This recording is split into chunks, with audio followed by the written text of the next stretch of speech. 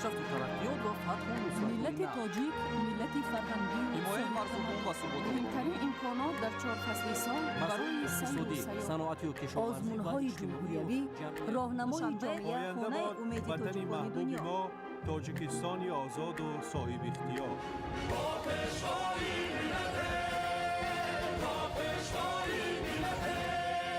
دوست باشید، اتفاق باشید، شکرانه همین دولت کنید، شکرانه همین سرزمین کنید، شکرانه کنید که چنین وطن عزیز و محبوب دارید.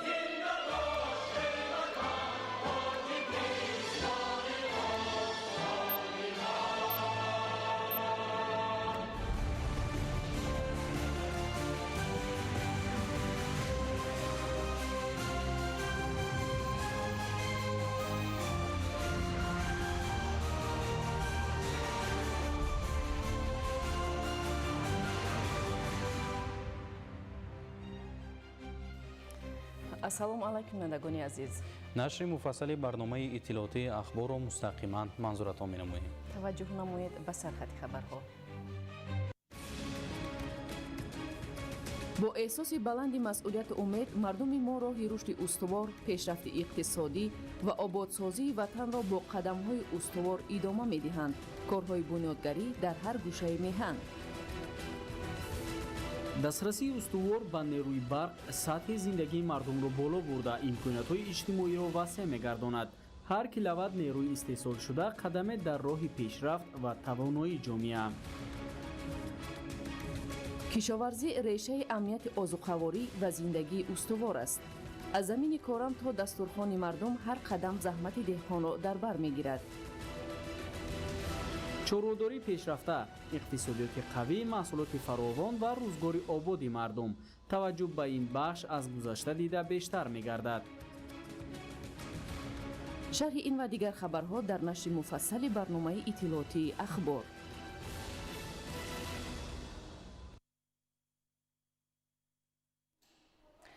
равандҳои ҷаҳонишавӣ, бархурди тамаддунҳо, ташвишҳои умумибашарӣ марбут ба иқлим ва гуногунандешӣ дар сиёсати геополитикӣ аз ҷумлаи падидаҳое мебошанд, ки марбут ба ҳазорсолаи нав буда андешидани тадбирҳои муассир, хоса ташаббусу иқдомҳои шоистаро баҳри саодати инсоният тақозо менамояд. дар марҳилаи кунунӣ дар олам ҷумҳурии Тоҷикистон бо пешоҳангӣ ва иқдомҳои наҷиб аз ҷониби президенти ҷумҳурии Тоҷикистон, пешвои миллат муҳтарам Эмомалӣ Раҳмон чун кишвари ташаббускор дар ҳалли масоили глобалӣ ва таъсиргузор дар танзими равандҳои сиёсии минтақа шинохта шуд. Фахриддини Муҳаммад Юсуф гузориш медиҳад. кишвари пешоҳангу ташаббускор ва тарғибгари ҳадафҳои олӣ баҳри некаҳолии башарият имрӯз дар раванди ҷаҳонишавӣ ва омезиши тамаддунҳо ки бо падидаҳои мухталиф хуса сиёсиву иқтисодӣ, табиӣ ва фарҳангӣ ҷараён дорад, мавқеи устувори ҷумҳурии Тоҷикистон дар ҳалли мушкилоти умумибашарӣ бо ташаббусҳои созанда ва пешоҳангиҳо эътимоди ҷаҳониёнро бештар мегардонад. равандҳои ҷаҳонӣ собит намуд, ки ҷомеаи башарӣ таваҷҷӯҳи худро ба мушкилоти вобаста ба тағйирёбии иқлим ва пешгирии таъсиррасонӣ ба муҳити зист равона намуда, ҷанбаҳои гуногуни ҳалли масъалаҳои марбутро ба рӯзномаи ҳадафҳои рушди устувор шомил гардонад. қатномаи маҷмӯи умумии Созмони Милали Муттаҳид таҳти унвони шарҳи миёнамуҳлати бисёрҷанбаи татбиқи 10-солаи байналмилалии амалоб барои рушди устувор солҳои 2018-2028 аз қабили таъмини аҳволӣ бо оби тозаи ошомиданӣ, обёрии бештари заминҳои кишоварзӣ ва ҳифзи пиряхҳо ба шумор меравад. чунки дар натиҷаи тағйирёбӣ бо суръати иқлим, шумораи аҳволие ки ба об ва манбаъҳои обӣ дастрасӣ надоранд, афзоиш ёфта истоданд ва аз рӯи таҳлили коршиносон солҳои охир бештар аз 80 давлатҳои ҷаҳон норасоии захираҳои обиро эҳсос менамоянд ва раванди хушксолию биёбоншавӣ ба ҳаёти бештар аз 1,2 миллион аҳволии дунё таҳдид карда истодааст. дар шароити ташвишовари ҷаҳони муосир умумияти ҳадафу вазифаҳое ки дар назди давлатҳо пеш омад зарурати рушду таҳкими муносибатҳои байни ҳамдигариро бар пояи дӯстӣ эътимод ва ҳамкории судманд татбиқ сохт. инак дар радифи ташаббусу иқдомҳои шоиста баҳри саодати инсоният ки бо пешоҳангиҳо чун қадамҳои наҷибу созанда пеш гирифта шуданд тасмимҳо пай дар ҳам амалӣ мешавад.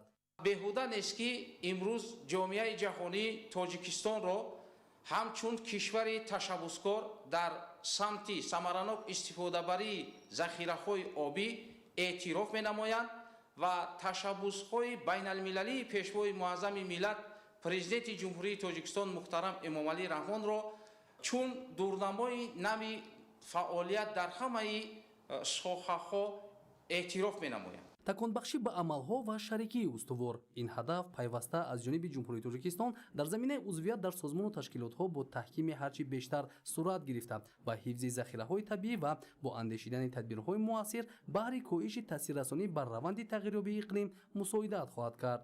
ҳанӯз солҳои 90-уми қарни гузашта пешвои муаззами миллат муҳтарам эмомалӣ раҳмон набзи ҷомеаи ҷаҳониро дарк намуданд ва вобаста ба пешгирии офатҳои табиӣ, тағйирёбӣ бо сурати иқлим, гармшавии бесобиқаи сайёра андешаҳои худро дар созмонҳои бо нуфузи байналмилалӣ аз ҷумла созмони милали муттаҳид иброз намуда буданд ва ин иқдомҳое ба шумор мераванд ки ҷомеаи ҷаҳонӣ масъалаи мазкурро яке аз масъалаҳои муҳими ҳаётан муҳими кишварҳои худ қарор доданд. тадбирҳои муштараки ҳамоҳангсозӣ ва тақвиятдиҳандаи робитаҳои судманд дар самти ҳалли мушкилоти марбут ба ҳифзи табиат тақозои замон буда дар раванди дигаргуниҳои табиӣ ва зарурати нигоҳдошти он бо ҳамовозӣ бояд сурат гирад. дар ин замина ҷумҳурии тоҷикистон дар самти ҳалли мушкилоти марбут ба дигаргуниҳои табиӣ пайваста пешоҳангӣ нишон дода аз рӯи пешниҳодҳои мушаххас консепсия ва нақшаҳои амалро муаррифӣ намудааст ки бо ҷонибдории ҷомеаи ҷаҳонӣ баҳри некаҳолии сокинони сайёра роҳандозӣ мешаванд. фахриддин муҳаммад Юсуф, Фарҳоди Восе, Ахбор.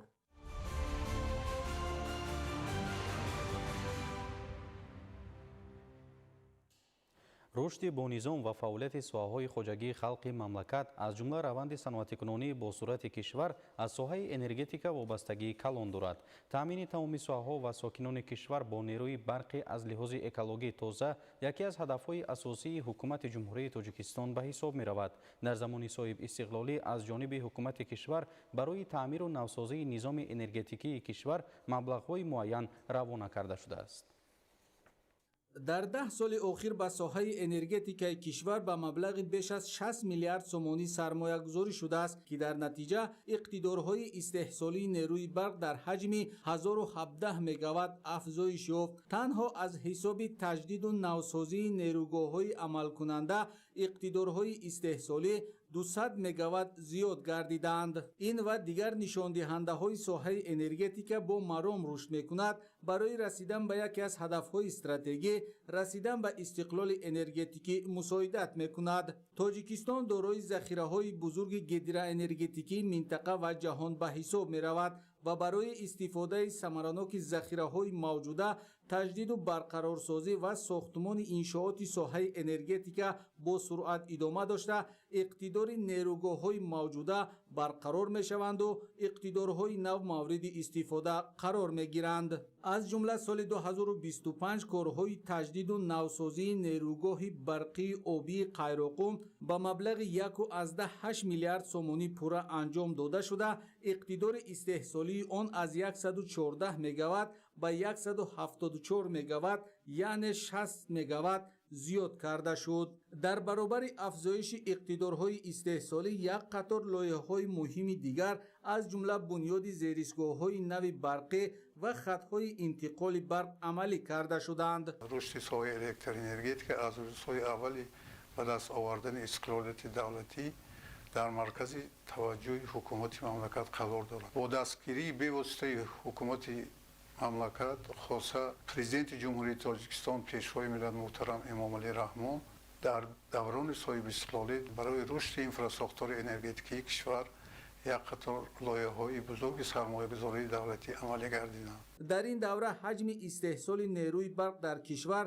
7 миллиард киловатт соат یا 40% زیاد گردیده از 17.2 میلیارد کیلووات ساعت سال 2015 به 24.2 میلیارد کیلووات ساعت در سال 2025 رسانیده شد. ساخته با استفاده دادن اقتدارهای نو استحصالی و اینفراستراکتور انتقال نیروی برق امکان داد که در جمهوری تاجیکستان نظام یگانه انرژتیکی تشکیل کرده شد و جمهوری تاجیکستان امروز امکان دارد استفاده کنندگان با نیروی برق تامین نماید. حالا کارهای لایحه‌ای ساختمان دو نیروگاه آفتابی با اقتدار عمومی 500 مگاوات، 250 مگاوات در ولایت ختلان و 250 مگاوات در ولایت سوخت آغاز گردیده تا ماه اوگوست سال 2026 به استفاده سپاریده می‌شوند. واقعا هم در زمان صاحب استقلالی کشور که روند جهانی شوی بر رشد انکشاف بسیار ساحه‌های مهم جامعه جهانی تأثیر خود را می‌رساند، دستیاب شدن به استقلال انرژتیکی یکی از هدف‌های اساسی حکومت دولت تاجیکستان به حساب می‌رود و در این زمینه بنیاد و فعالیت کارخانه‌های صنعتی، استحصالی و رشد اقتصادیات تأمین خواهد گشت.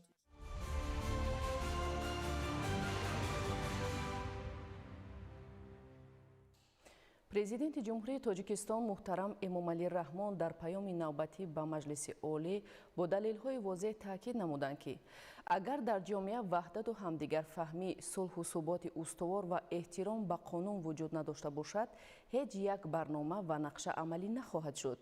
бинобар ин сохторҳои низомӣ ва мақомоти ҳифзи ҳуқуқ бояд вазифаҳои худро дар самти ҳимояи суботу оромии ҷомеа, амнияту осоиши давлат ва мардуми тоҷикистон бо садоқат ба давлат ва халқи кишвар таъмин намоянд. дар ин замина бо мақсади омӯзиши нуқтаҳои паёми президенти ҷумҳурии тоҷикистон муҳтарам эмомалӣ раҳмон ба маҷлиси олӣ дар шаҳру ноҳияҳои кишвар чорабиниҳои маърифати ҳуқуқӣ доир гардид. гузориши хабарнигорони мо дар ин хусус.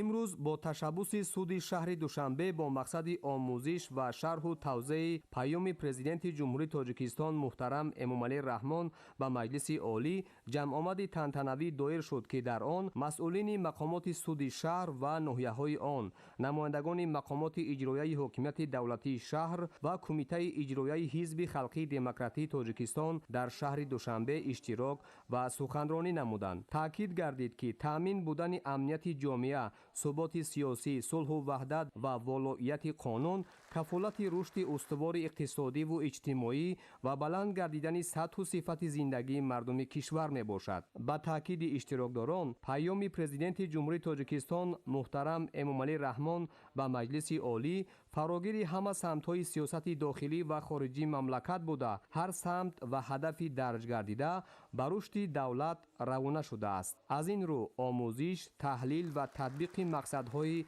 дар ин ҳуҷҷати муҳим гузошташуда барои ҳар шаҳрванд, махсусан барои масъулини мақомоти судӣ бояд дар ҳошияи фаъолият қарор гирад. дар ҳамоиш ҳамзамон таъкид гардид ки паёми президенти ҷумҳурии тоҷикистон ба маҷлиси олӣ ҳуҷҷати муҳими стратегӣ маҳсуб ёфта масъалаҳои мубрами рӯз, аз ҷумла рушди устувори иқтисодӣ, таъмини амният, дастгирии занону ҷавонон ва баланд бардоштани сатҳи худшиносиву худогоҳии мардумро фаро мегирад.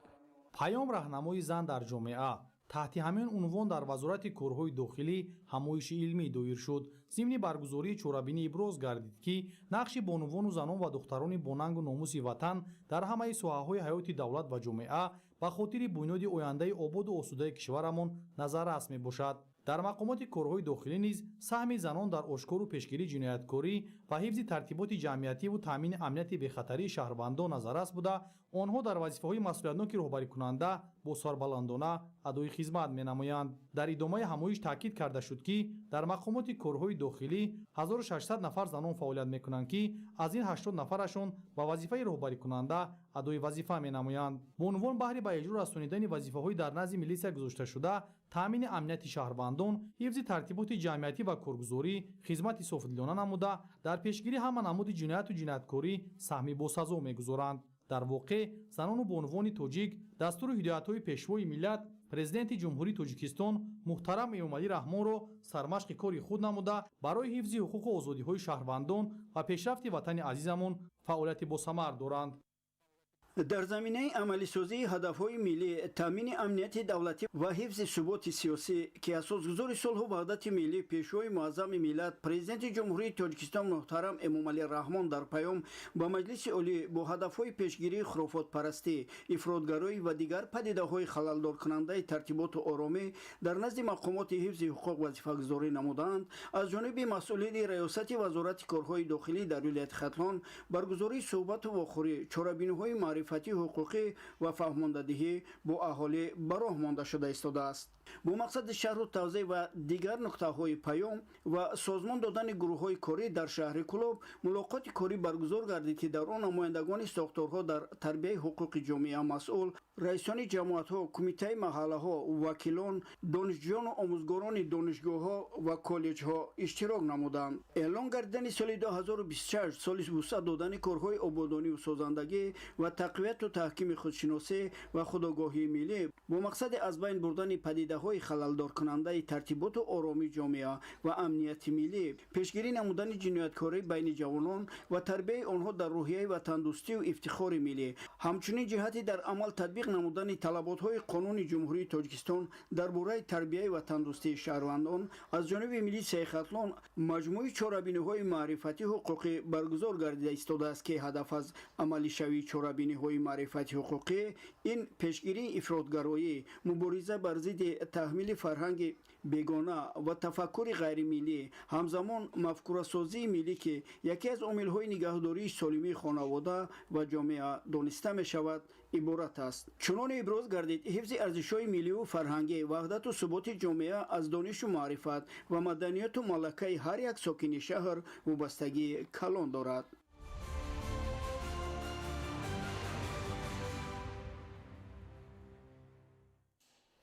در زمینه وسعت کارهای سازندگی به استقبال جشن 35 سالگی استقلال دولتی از سال 2022 در ساحه معارف ولایت ختلان 510 انشاءات مورد استفاده قرار گرفته است. از این شماره 146 انشاءات به سال 2025 راست می‌آید.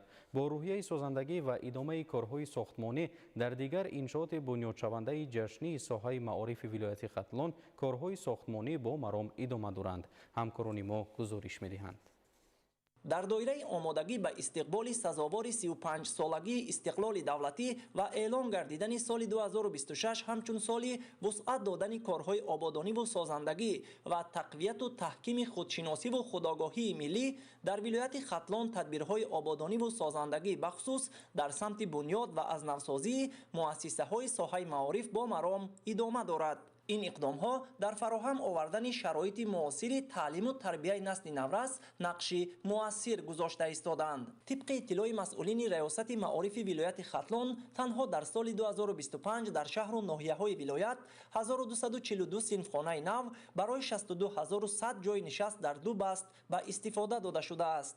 از سال 2022 تا این جانب از روی نقشه عملی برنامه‌های دولتی و نقشه چاره‌بینی‌های 35 سالگی استقلالیت دولتی جمهوری تاجیکستان در شهر و ناحیه‌های ولایت ختلان در مجموع 510 انشاءات‌های گوناگون ساحه معارف عبارت از 4028 صنفخانه برای 100700 جای نشست در یک بست ساخته به استفاده داده شدند.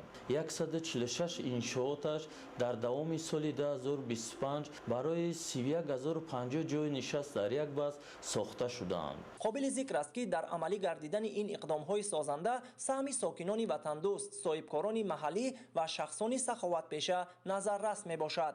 محض با تشبث و دستگیری آنها دهها مؤسسه تعلیمی بنیاد و از نوسازی گردیده برای نسل نورس شرایط مساعد و زمانوی تحصیل فراهم آورده شده است. هدف اصلی این تدبیرها مهیا نمودن محیط ارزنده تحصیل، بلند برداشتن صفت تعلیم و تربیه و در این زمینه به وای رسانیدن نسل باسواد و وطن دوست و دارای حس بلند خودشناسی و خودآگاهی می باشد. در سال تحصیلی 2024-2025 و در دوام سال 2025 خوانندگان مؤسسه تعلیمی شهر نویه ولایت ختلان در دور نهایی المپیادهای جمهوری که مسابقه بین خوانندگان مؤسسه شهر نویه جمهوری برگزار می‌گردد توانستند که از خود یک مهارت خوب نشان دهند و سزاوار 800 جایهای افتخاری گردیدند. جایهای به دست آورده خوانندگان انعکاس کننده سطح صفت تحصیلات می باشد. گرچنده با دستگیری مقامات اجرایی حکومت دولتی شهر و نویا و ولایت و عموما جمهوری وزارت معارف و علم جمهوری تاجیکستان شماره زیادی صنفخانه‌های ایلاگی بناهای تعلیمی همزمان مؤسسه‌های نوی تعلیمی در شهر نویا ولایت ختلان مورد استفاده قرار داده می شوند،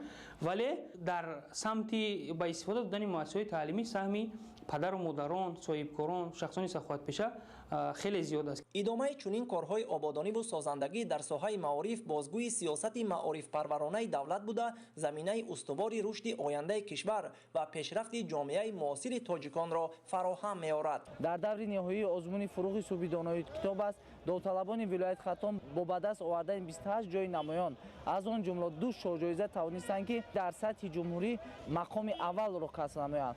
همزمان در آزمون علم فروغ معرفت با به دست آوردن 20 جای نمایان در نسبت به سالهای گذشته دستاوردهای نظررس به دست آورد. تمام این دستاوردها ثابت می‌سازد که رشد ساحه معارف در ولایت ختلان به یکی از سمت‌های کلیدی پیشرفت جامعه تبدیل یافته برای آینده درخشان تاجیکستان صاحب استقلال زمینه با اعتماد فراهم می‌آورد. اسماعیل صاحب نظریان، اسکندر سعید، ولایت ختلان، اخبار.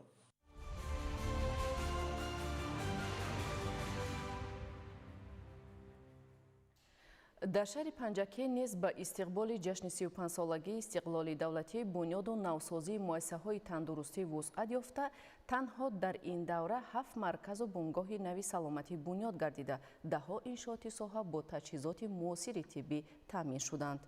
ادامه موضوع در گزارش دلیری بازار.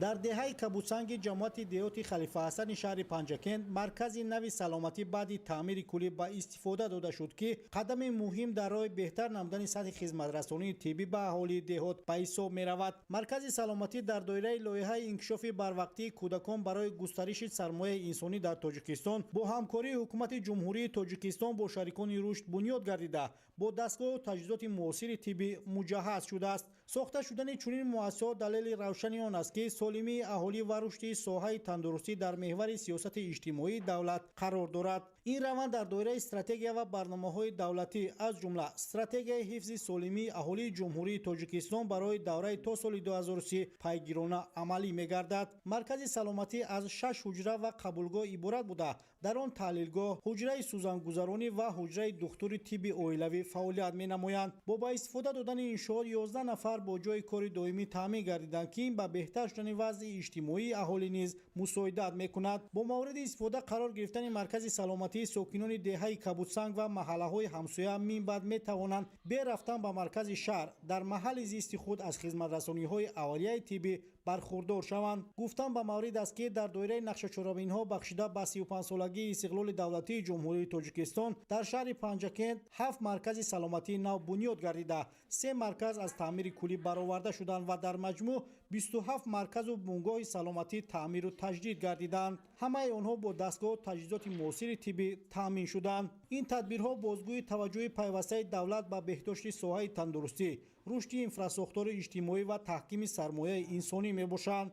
مرکز سلامتی دهه کبوتسنگ امروز همچون نمونه روشن همکاری ثمربخش خدمت کرده در راه تامین جامعه و نسل سالم قدم استوار به حساب می رود. دلیری بازار، زرهون نعمت الله، شهر پنجکند، اخبار.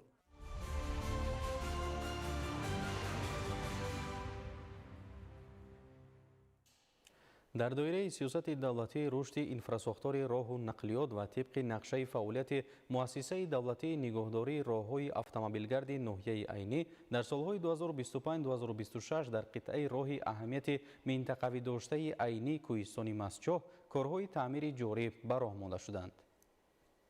در دوره سیاست دولتی رشد انفراستراکچور راه و نقلیات و تطبیق نقشه فعالیت مؤسسه دولتی نگهداری راههای اتومبیلگرد ناحیه عینی در سالهای 2025-2026 در قطعه راه اهمیت منطقوی داشته عینی کوهستان مسچو کارهای تعمیری جاری به راه مانده شدند. این قطعه راه از کیلومتر 8 تا 37 طول کشیده یکی از راههای مهمی پیوند کننده منطقه به حساب می رود. بیت‌الله مسئولین هدف اساسی کارهای راهسازی بهتر نمودن حالت راهپوشی را، تامین حرکت بخطر وسیله نقلیات و فراهم آوردن شرایط مساعد روای ساکنان میباشد، زیرا این راه نه تنها برای اهالی محلی بلکه برای روای نقلیات بارکش و مسافرکش اهمیتی کلان دارد. عین حال کارهای تعمیر و نگهداری در کیلومتر 22 تا 24 بومرام ادامه داشته، برای اجرای آنها 3 عدد تکنیک مخصوصی راهسازی سفربر گردیده است. کارها طبق طلبات تکنیکی و با رعایت معیارهای بی‌خطری عملی می‌شوند. در مؤسسه دولتی نگهداری راه اتومبیلگرد ناحیه عینی 268 کیلومتر راه موجود میباشد که مرحله به مرحله در تمام همین راه‌های حدود ناحیه کارها رفته شده است.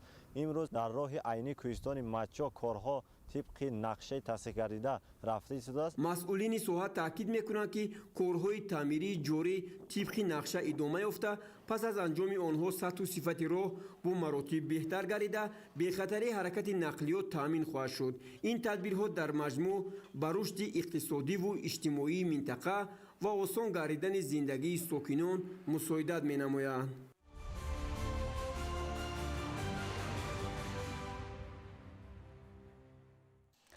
روند گزارش به اقتصادیات رقمی در جمهوری تاجیکستان مرحله نوی رشد و ترقیات و تدریجاً بالوروی سطح نیکوالی مردم را تامین می‌نماید.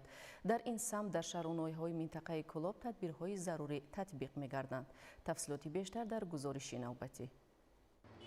در شرایط کنونی جمهوری تاجیکستان در مرحله نوی اقتصادی رقمی قرار داشته، حکومت مملکت تدبیرهای مؤثر را برای گزارش به رقمی کنونی اقتصادیات در ساحه‌های گوناگون کشور به راه مانده، تطبیق چنین تجربه در این سمت دستاورد و نشاندادهای نظررس را به بار آورده است. رقمی کنونی ساحه‌های اجتماعی از جمله مهنت، مهاجرت، شغل اهالی و تحصیلات ابتدایی کسبی برای بهتر نمودن خدمت‌رسانی‌های دولتی به اهالی و ساده‌گردانی و شفافیت فعالیت ساختارهای دولتی مساعدت می‌نماید. اقتصادی رقمی این مجموعه مناسبت‌های اقتصادی، اجتماعی، فرهنگی، سیاسی میباشد که با استفاده تکنولوژی اطلاعاتی و کمونیکاسیونی اساس یافته است. این زمان در جمهوری تاجیکستان تمامی ساحه‌ها بر رقمی کنونی گذشته ایستاده‌اند. در زمینه رقمی کنونی اقتصادیات کشور نظام بانکی نیز با سرعت رشد یافته ایستاده است. گزارش به نظام حساب برآورکنی‌های غیر نقدی از جمله دستاوردهای ساحه در این سمت محسوب می‌یابد. در شهر و ناحیه‌های منطقه کلاب مسئولان ساحه جهت بهبود بخشیدن روند فعالیت، جاری نمودن نظام معاصر و تأمین شرایط بهتر خدمت‌رسانی‌های گوناگون به ساکنان هدف‌های مقصدناک را عملی کرده ایستاده‌اند. گذاشتن به نظام حساب برآورکنی غیر نقدی این پیش از همه برای تأمین شفافیت عملات‌های مالیوی، کاهش دادن تاثیر عامل‌های انسانی و کروپسیونی هنگام پرداخت‌های مزداک دولتی و البته آسان و قلای نمودن روند پرداخت‌ها به اهالی روانه کرده شده است. تا سنه 1 ژانویه سال 2026 طبق حسابات‌های پیشنهاد نموده تشکیلات قرضی مالیوی 399 کارخانه مؤسسات دولتی و 1272 نقطه‌های سودای خدمت‌رسانی در منطقه با 667 عدد ترمینال های الکترونی و 1461 عدد QR رمز تامین کرده شده است. در زمان رشد با سرعت تکنولوژی معاصر تمام عملیات‌های اقتصادی به طور الکترونی گذرانیده می‌شود. اقتصادیات رقمی شکل مادی را برهم داده، استحصال مال، خدمت‌رسانی، تجارت و حتی فرمایش دادن به طور الکترونی صورت گرفته در همه حالت شفافیت را تأمین می‌سازد. حساب برآورکنی‌های غیر نقدی در رشد اقتصادی ملی نقش مهم داشته، واسطه اساسی تنظیم معاملات پولی میباشد. برترین نظام حساب برآورکنی‌های غیر نقدی در اقتصادیات بهره پیشگیری به قربشوی پول ملی، تأمین شفافیت، روند عملیات‌های مالیوی، غنی گردانیدن بودجه دولتی و از بین بردن تأثیر عامل‌های انسانی به واسطه مساعدت می‌نمایند. رشد بخشیدن اقتصاد رقمی یکی از هدف‌های مهم حکومت جمهوری تاجیکستان محسوب می‌یابد. تجربه کشورهای پیشرفته بیانگر آن است که در شرایط رشد تکنولوژی رقمی ما می‌توانیم در بهبود بخشی ساحه‌های دیگر حیات جمعیتی از امکانات‌های آن استفاده نماییم. خصوصاً پیدایش مفهوم‌های نو چون حکومت الکترونی و اقتصادی رقمی از استفاده شدن امکانات‌های تکنولوژی‌های معاصر در رشد ساحه‌های مختلف درک می‌دهد. омодасозии мутахассисони рақобатпазир дар самти истифодаи технологияи муосир ва инноватсия аз муҳимтарин ҷанбаи татбиқи ҳадафҳои ҳукумати кишвар дониста мешавад. вобаста ба ин дар шаҳру ноҳияҳои минтақаи Кӯлоб муассисаҳои гуногуни таҳсилоти олию миёнаи касбӣ фаъолияти самарабахш доранд. гузаштан ба иқтисоди рақамӣ ва зени сунӣ, яъне пеш аз ҳама манфиати иқтисодӣ ба худи аҳолии ҷумҳурии Тоҷикистон ва баъдан ба давлат ва ҷомеаи Тоҷикистон ҳастанд.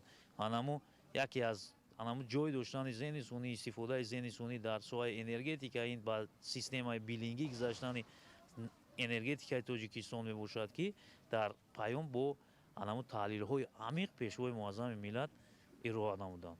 таъмини пешрафт ва рушду тараққиёти кишварро дар ҷаҳони муосир бидуни иқтисоди рақамӣ тасаввур кардан ғайриимкон аст. зеро иқтисоди рақамӣ қисми ҷудонашавандаи ҳаёти иқтисодӣ, сиёсӣ, иҷтимоӣ ва фарҳангии субъектҳои хоҷагидорӣ буда ба ҳадафи стратегии сиёсати давлат мусоидат намуда баҳри беҳтар намудани сифати зиндагии мардум равона карда мешавад.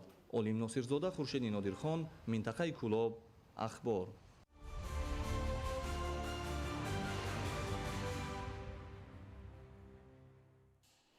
бо мақсади татбиқи сиёсати давлатии энергетикӣ ҷиҳати истифодаи самараноки манбаъҳои барқароршавандаи энергия, таваҷҷӯҳ ба истифодаи панелҳои офтобӣ дар вилояти Суғд рӯз то рӯз меафзояд. насби чунин таҷҳизот на танҳо ба таъмини нерӯи барқ дар минтақаҳои дурдаст мусоидат менамояд, балки омили муҳими ҳифзи муҳити зист ва рушди энергияи сабз ба шумор меравад. ҳамкорони мо аз таҷрибаи татбиқи панелҳои офтобӣ дар муассисаҳо ва хоҷагиҳои вилояти Суғд ва натиҷаҳои назарраси он гузориш медиҳанд. сокинони шаҳри Конибодон низ чун дигар аҳолии мамлакат бо истифодаи васеъи манбаъҳои алтернативии барқароршавандаи энергия аз ҷумла энергияи офтоб талош бар он доранд ки нерӯи барқро сарфакорона истифода намоянд. ҷамъияти дорои масъулияташ маҳдуди нерӯи канд аз ҷумлаи корхонаҳои истеҳсолиест ки яке аз аввалинҳо шуда истифодаи васеъи панелҳои офтобиро роҳандозӣ намудааст. мо тасмим гирифтем ки панелҳои офтобӣ дар корхонаамон насб намоем ва ҳам барои сарфаи нерӯи барқ ва ҳам барои мунтазам кор кардани коргоҳ ин ёрии калон расонд. ҳамзамон насби панелҳои офтобӣ дар иншооти таъйиноти иҷтимоиву иқтисодӣ бахусус дар деҳот ва инчунин дар манзилҳои истиқоматӣ тақвият ёфта шумори истифодабарандагони панелҳои офтобӣ рӯз аз рӯз меафзояд, зеро энергияи офтоб ҳамчун манбаи барқароршаванда истифода мешавад ва аз ҷиҳати экологӣ тоза аст, яъне дар марҳилаи фаъоли истифода партовҳои зараровар ба вуҷуд намеорад. дар самти роҳандозии корҳои фаҳмондадиҳӣ байни мардум бобати истифодаи сарфакоронаи нерӯи барқ ва манбаъҳои алтернативии энергия, кормандони раёсати агентии назорати давлатии энергетикӣ назди президенти ҷумҳурии Тоҷикистон дар минтақаи Суғд низ саҳмгузорӣ менамоянд. дар якчанд корхонаҳо дар осоишгоҳҳо насби панелҳои офтобӣ ба роҳ монда шуд. аз он ҷумла дар осоишгоҳи Иран бо тавонои 30 киловатт, дар ҷедеме нерӯи Канд бо тавонои 66 киловатт, дар якчанд ошхонаҳо бо тавонои 15 ва 30 киловатт панелҳои офтобӣ гузошта шуданд, ки ин имконият медиҳад ҳангоми маҳдудияти барқ бемамоният корхонаи мазкур бо барқ таъмин шуда барқи мунтазам, фаъолияти мунтазам ба роҳ монда шавад. истифодаи васеъи сарчашмаҳои алтернативии барқароршавандаи нерӯи барқ пеш аз ҳама нерӯи офтобӣ ба дастрасии пурраи аҳолӣ ва нерӯи барқ баланд гардидани сатҳи зиндагии мардум ва ҳифзи муҳити зист мусоидат хоҳад намуд. собир аюбӣ, саҳбони қурбон, вилояти Суғд, ахбор.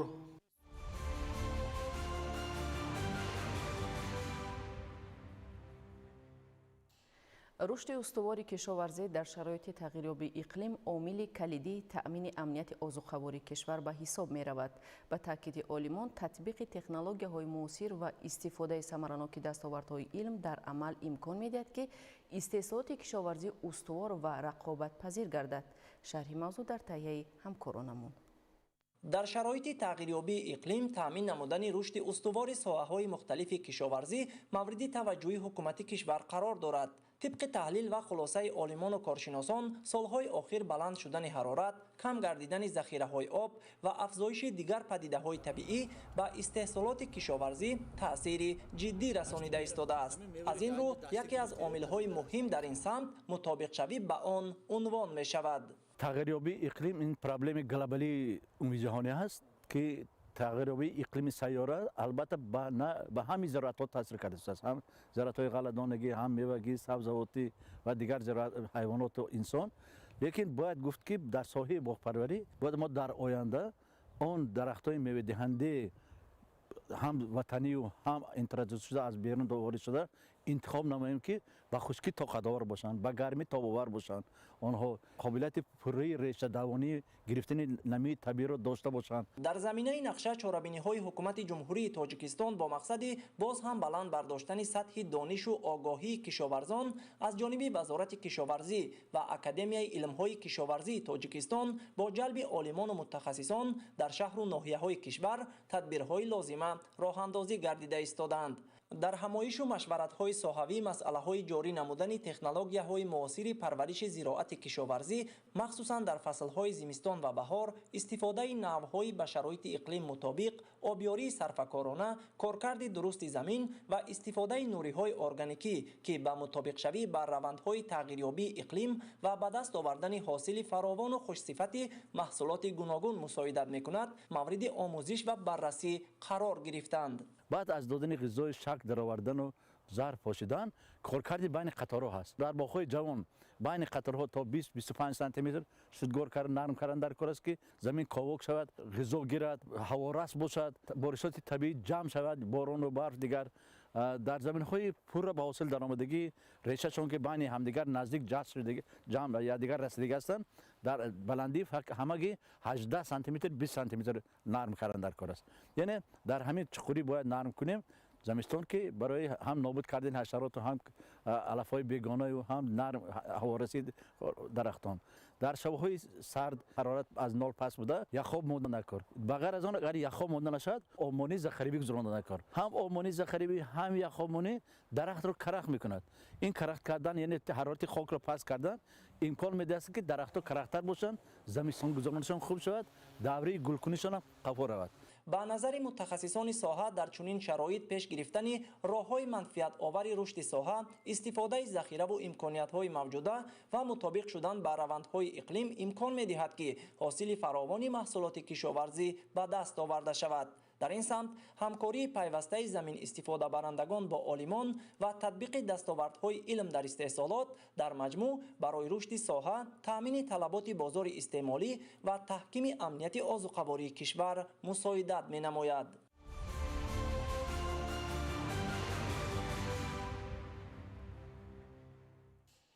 کشاورزان و خوجگیداران ناحیه دوستی با براه ماندن زحمت صادقانه به زمین و استحصال فراوان محصولات خوش‌صفت در تامین بازارهای استعمالی با انواع گوناگون غذایی نقش مهم می‌گذارند. دوام چند ماه است که خوجگی‌های دهقانی و کوآپراتیوهای تجارتی ناحیه روند کشت کارتوشک را وسعت داده میدان‌های از حاصل خالی گشته را برای کشت دیگر زراعت و سبزیجات آماده می‌نمایند. گزارش در این خصوص. در جماعت شهرک خورمدیار ناحیه دوستی هر قطعه زمین کورم ثمرانک و عاقلانه استفاده گردیده سال سال مجموع استحصال محصولات افزون گردانیده می شود. عین زمان در جماعت مذکور خوجگیداران با مقصد گرفتن حاصل دلخواه و سهم گذاشتن در تامین امنیت غذایی روند کشت کارتوشک را توسط تکنیکای ساحه انجام داده ایستادند که تا این جانب از 45 گکتاری در نقشه بوده در 25 گکتاری آن کشت کارتوشک را گذرانیدند. خوجگیداران کارتوشک کاری ناحیه تخمی نوع اوچی مسچاه را به اقلیم منطقه مطابق دانسته هر سال از این نوع تخمی استفاده کرده و حاصل فراوان می‌رویانند. در همین موضع جماعت شهرک خورمدیار 4467 گکتار زمین کورم آبی می باشد و از این ما 3350 گکتار کشتی پنبه‌دانه ما کش نمودیم. خوجگی‌های دهقانی همه اون کشتایی که غیر از پخته 1117 گکتار رو تشکیل میکرد. من همین سال گذشته بسیار حاصلات خوب به دست آوردم.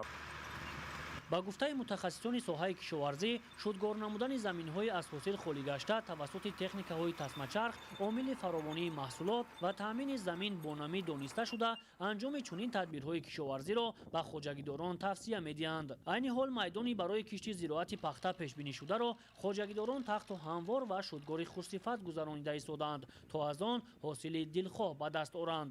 инчунин бо мақсади сарсабзу хуррамгардонии муҳити зист ва тозаву озода нигоҳ доштани атроф дар ҷамоати шаҳраки хуррамдиёр бо иштироки васеъи сокинону кормандони идораву ташкилот маъракаи ниҳолшинонӣ доир карда шуд. зимни баргузории чунин тадбири экологӣ дар ҳудуди ҷамоати мазкур зиёда аз 4000 дона ниҳолони сояафкан ҳамешасабз ва мевадиҳанда шинонида шуда аз ҷониби масъулин назорат ва нигоҳубини онҳо таъмин карда мешавад. шоҳзода самандар мусои нурмуҳаммад, ноҳияи дӯстӣ, ахбор.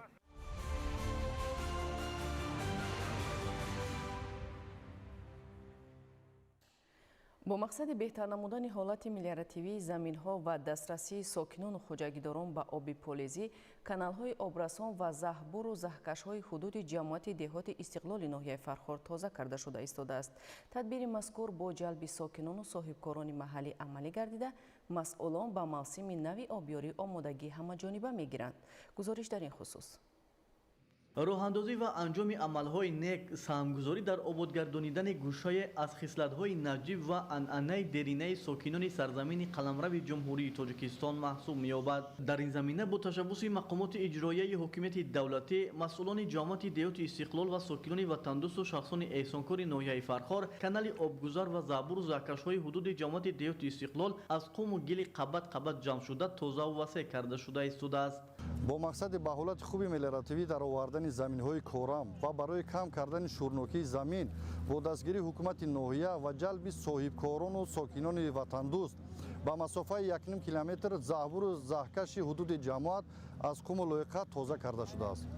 дар ин раванд каналҳои обрасонӣ оби полизии ҳудуди ҷамоат дар деҳаи пешаварон канали LR32-1 бо дарози 1 километр ки 35 хоҷагии деҳқонӣ фаъолият мекунанд, дар майдони 180 гектар обёрӣ мешаванд. тавассути канал ва заҳбуру заҳкашҳои ин мавзеъ заминҳои корам ва қитъаҳои наздиявлигии сокинони ҷамоати деҳоти истиқлол ва хотан бо оби полизӣ таъмин карда мешаванд. аз ин рӯ масъулони ҷамоати деҳоти истиқлол талош варзида истоданд ки ҳарчи зудтар каналро тоза ва заминҳои корами сокинонро бо оби полизӣ таъмин намоянд. дар ин тадбир техникаҳои пуриқтидор сафарбар шуда қуму гили ҷамъшударо сари вақт бароварда истоданд. дар деҳаи нури шарқ, маданият, муродбахш ва ғалаба канали LR36 бо дарози 7200 метр ки 156 хоҷаги деҳқонӣ фаъолият мекунанд дар майдони 480 гектар. бо ҳамроҳии ҷамоати деҳоти Хутан боз 100 гектари дигар бо ҷалби техникаҳои махсус ва ҳашари дастаҷамъӣ аз қуму лоиқа низ тоза карда шуда истодааст ки обёрии заминҳои корам беҳтар мешаванд. ба иттилои масъулон ҳамасола дар натиҷаи боронҳои бошиддат каналҳои обгузар пур аз қуму гил шуда зарурати ҳарчи тоза кардани он пеш меояд, зеро маҷрои об баланд шуда ба иншооти ёридасони аҳолии гирду атроф зарар мерасонад ва инчунин дастрасии сокинон ба оби полизӣ мушкил хоҳад шуд. бо ин дар назар дошт ин тадбир рӯи кор гирифта шудааст. Анваршоҳ Сайдализода, Сайҳомиди Шариф, ноҳияи Фархор, ахбор.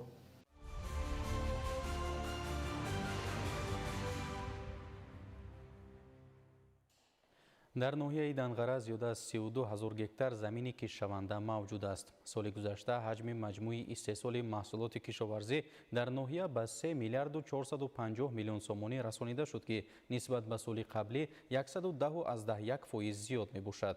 бо мақсади омӯзиши паёми президенти ҷумҳурии Тоҷикистон муҳтарам Эмомалӣ Раҳмон ба Маҷлиси олӣ дар ноҳия бо иштироки масъулони хоҷагиҳо ҳамоиши илмӣ баргузор гардид.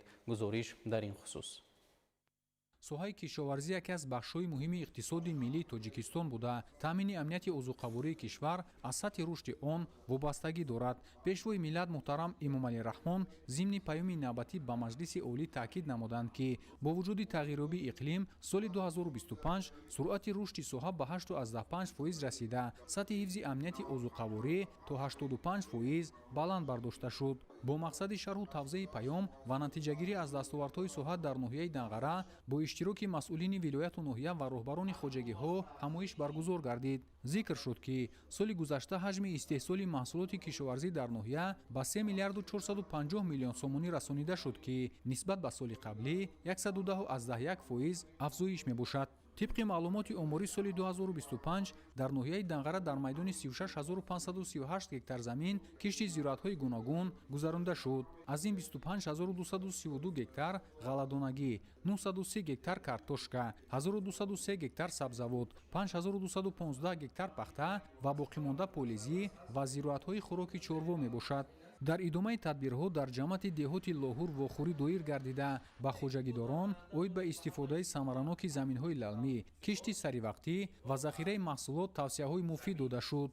در این جماعت 103 خوجگی دهقانی فعالیت داشته، مساحت عمومی زمین‌های کشتشونده 4304 هکتار را تشکیل می‌دهد.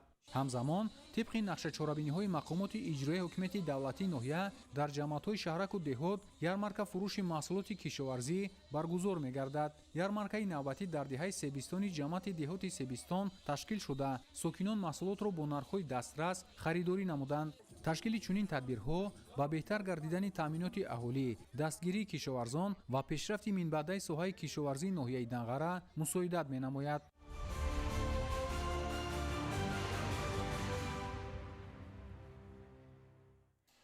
برای از زمستان سالم و فربه برآوردن چاروا، ذخیره خوراک درشت و از روی معیار داشتن غذا اهمیت خیلی مهم دارد. بلند برداشتن محصولاتی و افزون نمودن سرشمار نیز از دوره زمستان گذرانی وابستگی زیاد دارد. سیر شیر به آن معنا است که اگر چاروا سیر باشد، هم شیر، هم گوشت و هم نسل می شود. از بس که در ناحیه‌های وادیگی و نزدیک‌کوهی در فرمه‌های شیری و مالی سرشماری اساسی چاروای کلان نگاه داشته می شود، چون این اصول پرورش تقاضا می نماید که در فصل زمستان آنها پربها خوانده شوند. جهت در سطح ضروری و به تلف برآوردن چاروا از موسم سرما، چارواداران به قدری ضروری ذخیره خوراک چاروا را تامین نمودند. دورنمای ذخیره خوراک درشت برای دوره تیرمو زمستان به 125% برابر گردیده است. ذخیره خوراک درشت در خوجگی‌های کشاورزی و دهقانی به حالت 1 ینوری سال 2026 دورنما 2,503,323 تن ذخیره گردیده است. 3,130,370 تن. سطح اجرا 125%.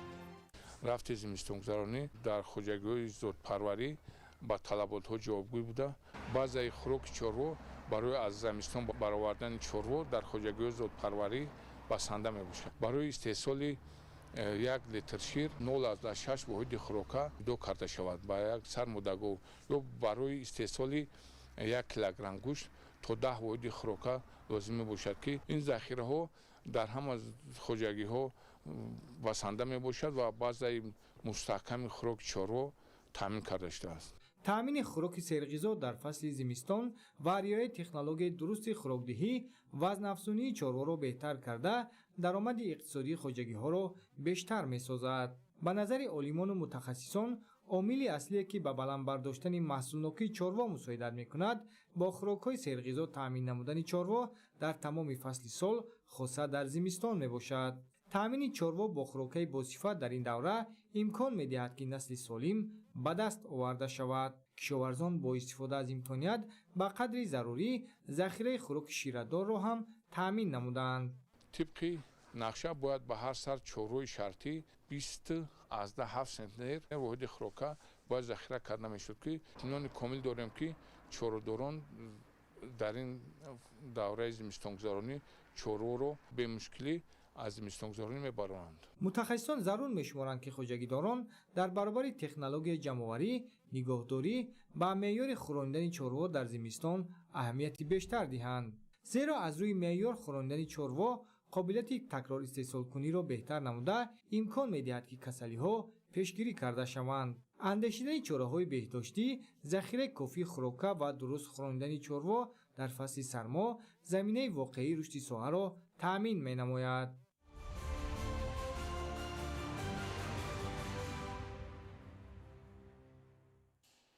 در شهر استرافشان در دوره سردی‌های فصل زمستان طبق نقشه‌چرابینی‌های اگنتی دولتی خوجگی جنگل نزد حکومت جمهوری تاجیکستان جهت حفظ عالم وحوش کارهای بیوتکنیکی وسعت داده می‌شوند. تفصیلات در گزارش نوبتی. بارشات برفی پرشدت روزهای آخر در منطقه‌های کوهی مملکت برای پیدا کردن غذا به حیوانات وحشی و یابایی مشکل گردید. از این لحاظ در دایره برنامه رشد ساحه جنگل برای سالهای 2022-2026 و با مقصد پیشگیری نمودن تلفات عالم حیوانات و پرندگان از سردی‌های فصل زمستان در موضع کمقل از جانب مؤسسه دولتی خوجگی جنگل شهر استرافشان کارهای بیوتکنیکی دایر کرده شد. ضمن گذرانیدن کارهای بیوتکنیکی بابت تامین نمودن غذای عالم وحوش در موضع‌های مخصوصی حیوانگذار و جایهای سکونت پرندگان یک مقدار کاه، گندم و جو، سبوس، جواری مکه، نمک، کارتوشکا، لبلبو، سیب و دیگر نمودی محصولات خوراک جایگیر و پوشیده شد. تاکید باید نمود که جای گذاشتن غذای حیوانات زیاد از 2000 متر بلند از سطح بحر که حیوانات و پرندگان از زیر برف بلند خوراک پیدا کرده نمیتوانند قرار گرفت. ما کارمندان مؤسسه دولت خوجگی جنگل شهر استرافشان در اساس نقشه چهاربینی‌های و برنامه اگنت خوجگی جنگل نزد حکومت جمهوری تاجیکستان کارهای بیوتکنیکی در منطقه نوآباد موضع کمقل گذرانده استادیم. در یک موسم زمستان گذرانی 3-4 مرتبه هم کارهای بیوتکنیکی میگذرانیم. جنگلزار مؤسسه دولتی خوجگی جنگل شهر استرافشان در میدان زیاد از 9000 گکتار دامن پهن کرده بیشتر دارای قله‌های بلند کوه محسوب می‌یابد. محض در بلندکوه‌ها حیوانات نادر از قبیل خرس، بز کوهی، گرگ، روباه، خوک یابایی، مرغ هلال، کپک و دیگر نمود عالم وحوش عمر به سر میبرند و هنگام بارشات برف بلند از پیدا کردن غذا اذیت میکشند. کارمندان مؤسسه دولتی خوجگی جنگل شهر استرافشان با در نظر داشت نقشه‌چرابینی‌های از جانب اگنتی دولتی خوجگی جنگل نزد حکومت جمهوری تاجیکستان تهیه گردیده از حساب موادهای در فصل تیر ماه ذخیره گردیده منتظم کارهای بیوتکنیکی تشکیل می‌سازند. مسئولین مؤسسه مذکور نقشه دارند که کارهای بیوتکنیکی را در دیگر موضع‌های کوهی ادامه داده با این عمل به حفظ کردن عالم حیوانات سهم ارزنده گذارند. همین است که تا امروز در وادی مذکور حیوانات زندگی می‌کنند که به کتاب سرخ تاجیکستان شاملند و بهره زیاد نمودن و حفظ و نگهداری آنها پیوسته چاره‌های مؤثر اندیشیده می‌شود. فردوس عمرزاده، آرزو معروفزاده، شهر استرافشان، اخبار.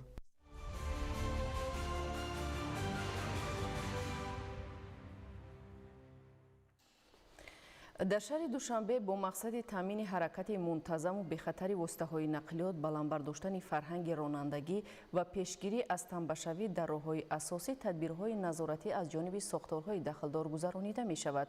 این چاره‌ها به بهتر نمودن وضع حرکت نقلیات، کاهش دادن قاعده ویرانکنی‌ها و فراهم آوردن شرایط مساعد برای ساکنان روانه گردیده است. تفصیلات نوبتی در گزارش. با مقصد تأمین اجرای نقشه‌چرابینی‌های تصدیق نموده وزارت کارهای داخلی جمهوری تاجیکستان جهت پیشگیری نمودن تنبشوی‌های واسطه‌های نقلیات در کوچه و خیابان‌های شهر دوشنبه که شدتناکی حرکت واسطه‌های نقلیات زیاد می‌باشد از جانب راهبریت ریاست بازرسی دولتی اتومبیلی وزارت کارهای داخلی جمهوری تاجیکستان چاره‌های سودمند اندیشیده شده ایستاده است. همه روزه با مقصد برطرف و پیشگیری نمودن تنبشوی‌های واسطه‌های نقلیات از طرف راهبریت ریاست بازرسی دولتی اتومبیلی نقشه‌چرابینی‌های الوگی تهیه گردیده مخصوصاً در ساعت‌های اوج حرکت صبح و بیگاه هیئت شخصی ریاست بازرسی دولتی اتومبیلی در کوچه و خیابان‌های سیر حرکت پایتخت سفربر کرده می‌شوند. این تدبیرها با تنظیم حرکت بی‌ممانعیت واسطه‌های نقلیات روانه گردیدند. با وجود این حالت‌های به قید گرفته می‌شوند که بعضی از اشتراکچیان حرکت در راه به خصوص رانندگان قاعده‌های حرکت در راه را رعایت نکرده به قاعده ویرانکنی راه می‌دهند که باعث مانع گردیدن حرکت بی‌ممانعیت واسطه‌های نقلیات و با وجود آوردن تنبشوی می‌گردند. در رابطه با این راهبریت ریاست بازرسی دولتی اتومبیلی وزارت کارهای داخلی جمهوری تاجیکستان از تمام اشتراکچیان حرکت در راه مخصوصاً رانندگان واسطه‌های نقلیات طلب می‌نماید که قاعده‌های حرکت در راه را قطعاً رعایت نموده برای حرکت بی‌ممانعیت واسطه‌های نقلیات مانعه‌های صنعی ایجاد نکنند.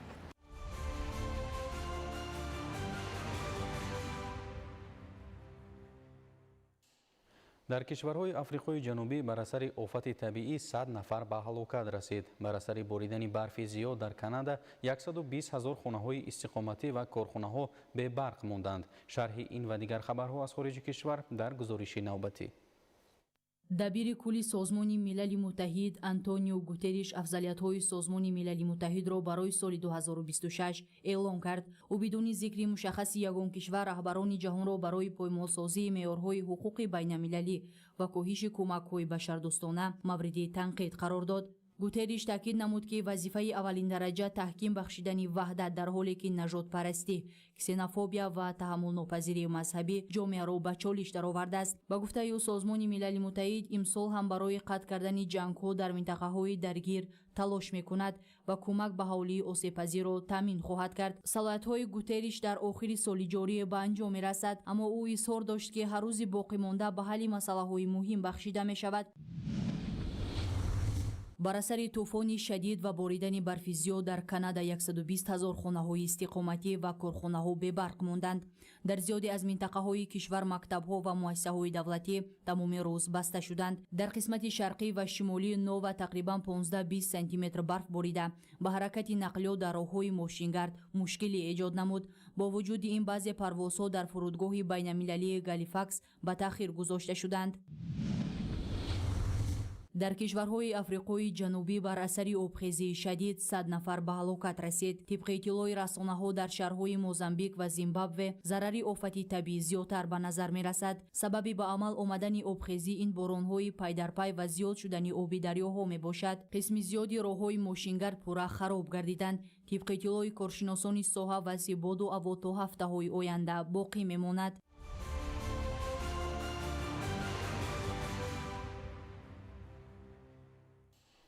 бинандагони гиромӣ, ин буд барномаи иттилоотии ахбор. хайр саломат бошед.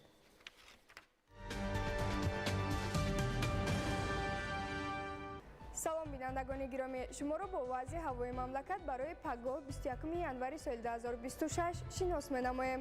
мутахассисони агентии обу ҳавошиносии мамлакат иттилоъ медиҳанд ки дар вилояти мухтори кӯҳистони Бадахшон ҳавои тағйирёбанда пешгӯӣ шуда дар баъзе ноҳияҳо барф меборад. ҳарорати ҳаво дар ғарби вилоят шабона 2-7 дараҷа хунук, рӯзона аз 2 дараҷа хунук то 3 дараҷа гарм. дар шарқи вилоят шабона 20-25 дараҷа, рӯзона 5-10 дараҷа хунук. дар вилояти Хатлон ҳавои тағйирёбандаи бебориш пешгӯӣ шуда дар баъзе ноҳияҳо туман мефарояд. ҳарорати ҳаво дар водиҳо шабона аз 1 дараҷа хунук то 4 дараҷа гарм, рӯзона 8-13 дараҷа гарм. дар ноҳияҳои Доманакӯҳӣ шабона аз 2 дараҷа хунук то 2 дараҷа гарм, рӯзона 3-8 дараҷа гарм мешавад. дар вилояти Суғд ҳавои тағйирёбанда дар водиҳо бебориш пешгӯӣ мешавад. ҳарорати ҳаво дар водиҳо шабона то 5 дараҷа хунук, рӯзона аз 1 дараҷа хунук то 4 дараҷа гарм. дар ноҳияҳои кӯҳӣ шабона 3-8 дараҷа хунук, рӯзона 4-8 дараҷа хунук мешавад. дар ноҳияҳои тобаи ҷумҳурӣ ҳавои тағйирёбанда дар водиҳо бебориш пешгӯӣ шуда дар баъзе ноҳияҳо туман мефарояд. ҳарорати ҳаво дар водиҳо шабона аз 2 дараҷа хунук то 2 дараҷа гарм, рӯзона 7-12 дараҷа гарм. дар ноҳияҳои кӯҳӣ шабона 1-6 дараҷа хунук, рӯзона аз 2 дараҷа хунук то 3 дараҷа гарм мешавад. дар шаҳри Душанбе ҳавои тағйирёбандаи бебориш пешгӯӣ мешавад. ҳарорати ҳаво шабона 1-3 дараҷа, рӯзона 10-12 дараҷа гарм мешавад. бинандагони гиромӣ, дар ҳама гуна вазъи ҳаво ба шумо таъби хушуболидаро таманно дорем. хайр саломат бошед.